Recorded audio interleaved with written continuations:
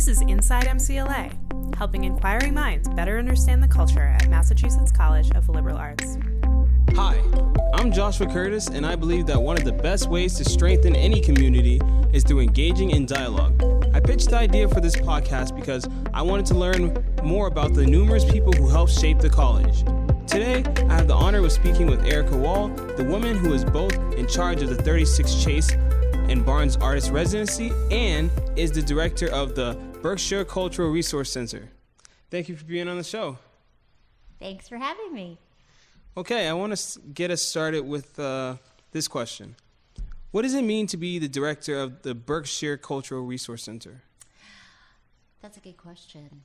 It means that I am basically in charge of MCLA's public art programs and spaces. So that includes our visual art space, Gallery 51, our summer festival, Down Street Art, and a performing arts program, MCLA Presents.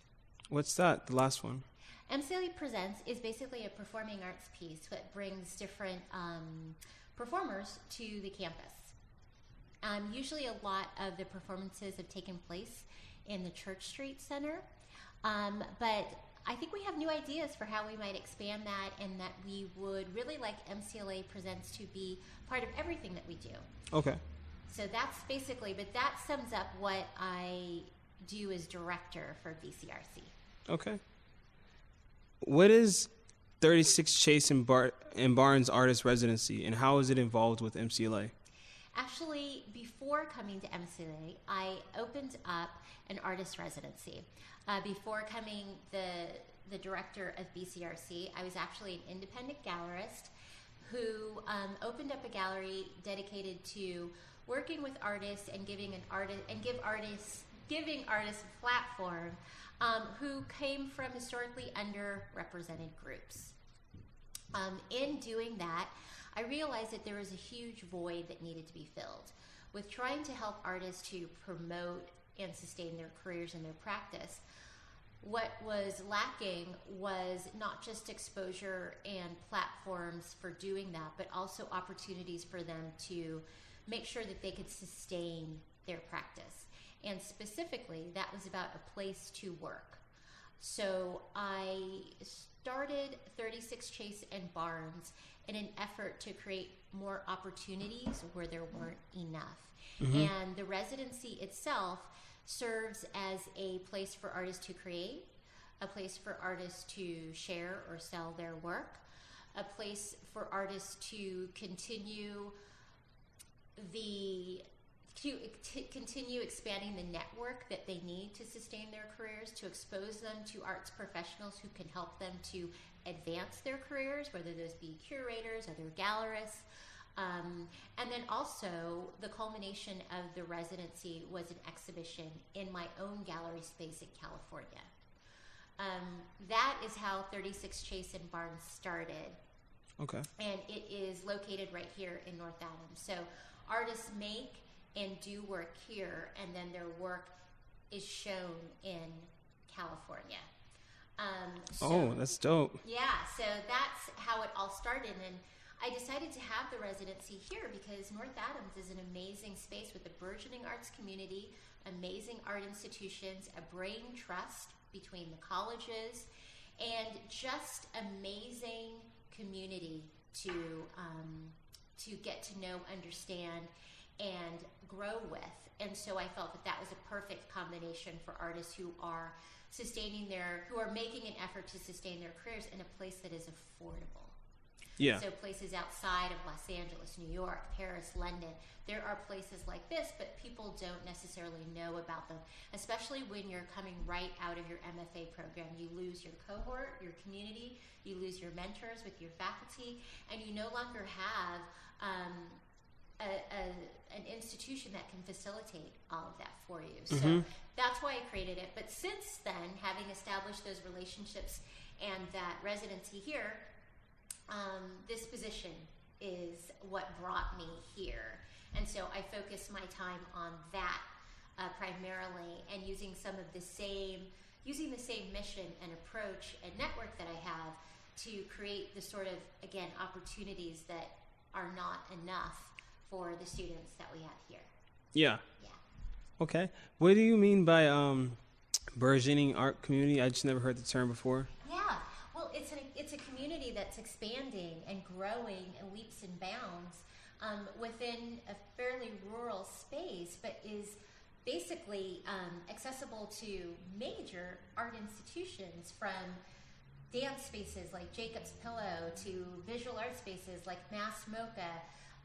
It is just amazing what these organizations do to bring artists here, and so it continues to grow and flourish. And that is exactly what artists need. Artists need other artists to thrive. They consider, and they are each other's best patrons. And what I mean by patron is a person who supports them beyond their artwork. They do need collectors, but they need each other most. Yeah. Okay. Let's see. What do you love most about your work? I think what I love most about my work is that it allows me to actually bring to fruition ideas that I hope will help artists, but broaden the offerings that we associate with art, whether it be for students, faculty, or the community. That I like to think that we can do things innovatively, but in a way that it is accessible to everyone. Accessibility is the platform on which I do everything. If it is not accessible, it's not effective. It's not doing what it should be. Art should bring everyone together. It is a common denominator. It is something that is subjective in the fact that it allows people to bring their own observations, but we don't judge those observations. We root it in the work. And what I most enjoy is seeing people enjoy the programs that we do, patron artists and the work that they do, and appreciate and value what they do. That's what's most important to me. But what I love most is working with artists. That's probably my biggest thing. And that's a really broad term. Everybody in the art world to some extent is creative, but I really enjoy that my work can actually serve, hopefully, as a catalyst for an artist's career and the work that they do. Yeah. What are some examples of some of the projects that you help make come into fruition? Well, I think I've only been here for like 6 months, so I haven't had a chance to do a lot. But what I've done in the 6 months, I'm really excited about. I really have enjoyed and appreciated an opportunity to work with Mass Mocha and its Assets for Artists program and its residency program, and putting together an exhibition that basically gives opportunity to show the work of residents that are coming through Mass Mocha's studio residency program. That has been really rewarding, and I feel as though it's been really embraced, which is nice, because I feel that a wonderful opportunity that we have here in the city is the opportunity to partner with all of the other institutions. So in that, I love helping artists and showing their work. I've really enjoyed working with the city and the Cultural Arts District to create this banner program for Main Street and put the work up of MCLA alumni, local artists, and MCLA's graduating seniors in visual arts to put their work up to activate Main Street. I've loved working with those partners and Installation Gallery. I've really enjoyed starting to put together programs for students. So BSU had its Valentine's Day party here. We've been able to host a lot of different events. There are a lot of collaborations coming up with Mass Mocha. We've collaborated with Jacob's Pillow. We're just doing a lot of work that I feel really is bringing together kind of the fabric of the community, and I really appreciate doing that. And I hope that the work that we're doing attracts students to want to be in this space, because Gallery 51 and Design Lab are meant for students. It's meant for them to be here, to appreciate, and to explore. in an ideal situation, I'd love them all to explore art careers and to think about the ways in which the arts can serve them. For sure. Right? But if it's just that they remember their time at MCLA as being able to hang out at Gallery 51 or Design Lab, and they had some cool programs, then we have created future art patrons. That is the key to all of this. The only way that we can sustain the arts is to cultivate those who support the arts. And I don't just mean with money, I mean with advocacy, with appreciation. That's what I'm hoping we create. And as a liberal arts institution, we are supposed to create a well-rounded individual, and that includes very much an appreciation for the arts. So I've enjoyed a lot that we're doing. I'm really looking forward to Down Street Art and doing some amazing summer programs. Down Street Art? Down Street Art is our summer festival. Okay. So it basically is our chance to engage with the community. Most of our students are gone, but some of them are here. And it's a time when a lot of people come out to the Berkshires. So once a month, we do something that revolves around our exhibition, but also creates a means of engagement with the city. So we will, actually this year we're kind of excited. We do it every fourth Thursday. And we've got a lot of different things. The first one, what I'm most excited about is an artist in residency program that we're starting right here in Design Lab. Okay. Our first artist in residence will be Genevieve Gaignard, who is actually an artist who has work up at Mass Smoker right now. Her work deals with race, perception, identity, and she will be with us from the latter part of March through July. Her residency will culminate with an exhibition here, but in that time, she's going to engage with students, she's going to do classroom visits, she's going to do workshops, she's going to do dinners. We are trying to create access to someone who has navigated the visual art world successfully. She's originally from Orange, Massachusetts. She went to Greenfield Community College, then Mass Art, and then Yale. Okay. She's done really well in her career in Los Angeles, and she wants to consider moving back here. And those are the exemplars that we want to bring here. We want to bring artists who students can relate to, understand, but who can help them to navigate all of this and make it make sense to them, who have not been out of school much longer than they have. So that I'm really excited about. And our first Down Street Art will be the Misfit Prom and Parade. And so based on Genevieve's work, we're going to have a parade that takes us over to Mass Mocha. Okay. And we're going to do a prom after that. Prom? A prom. Like high school? Party. Oh, okay. But it's going to be the Misfit Prom. It's for everybody that didn't want to go to the prom, but are willing to come to this. It's just for all of us that do other. Yeah. Right? Yeah. And I think a lot of Genevieve's work is about not subscribing to one just based on perception or idea.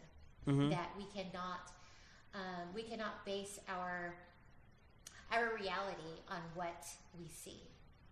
And there is a liminal space for all of us. A lot of the artists that I deal with, they're all of color, right? So there's a liminal space that we all exist in, being blank American, whether it's Latino, Filipino American, African American, whatever it is, there's a liminal space. And so that is a lot of the space in which Genevieve's work rests, but we'd really like to have dialogue around that. So we're excited about what her residency brings. That after that, we will have artists come each semester to do work.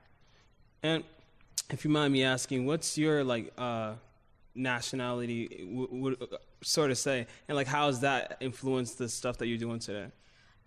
Well, my mom was Filipino and my dad was African American.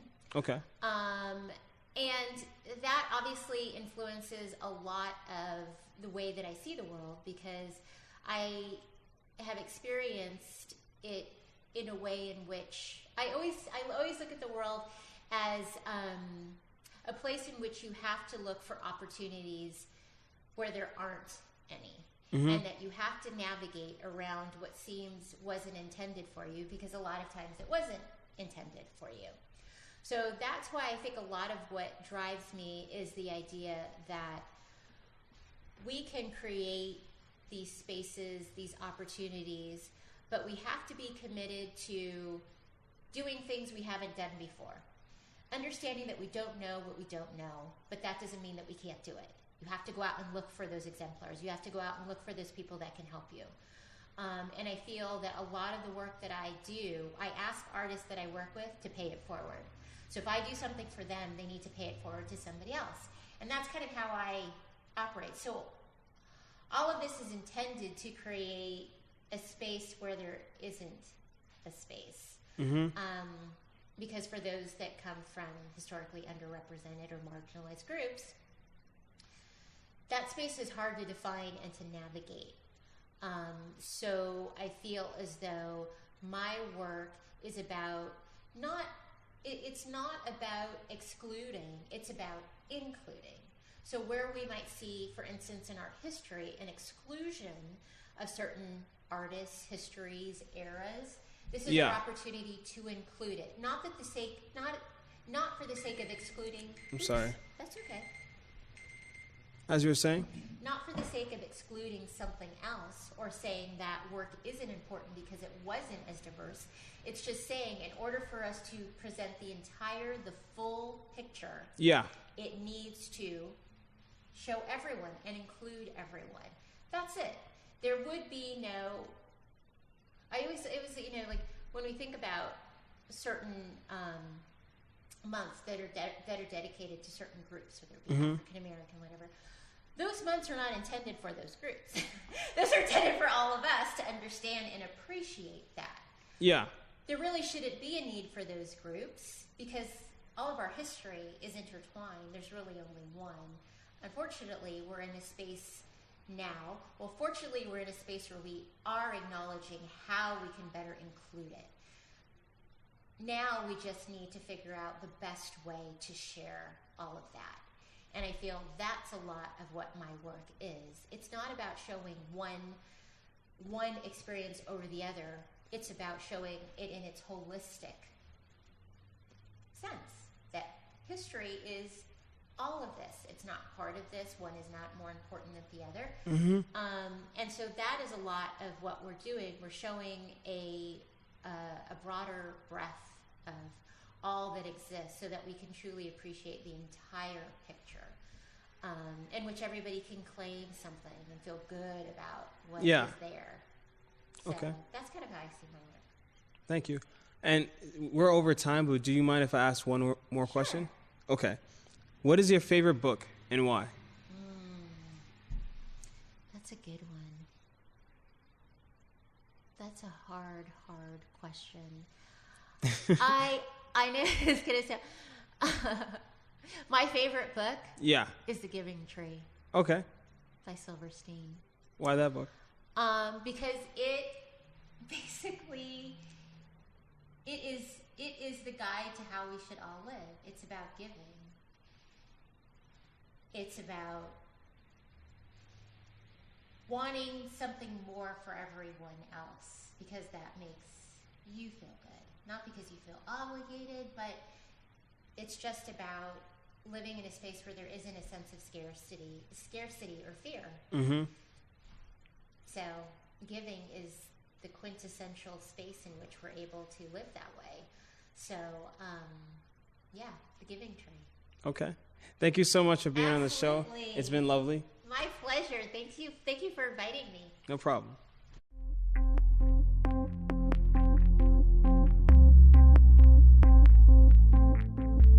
Inside MCLA is hosted by theater major Joshua Curtis.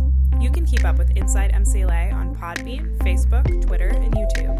To learn more about what's what at MCLA, visit our website, MCLA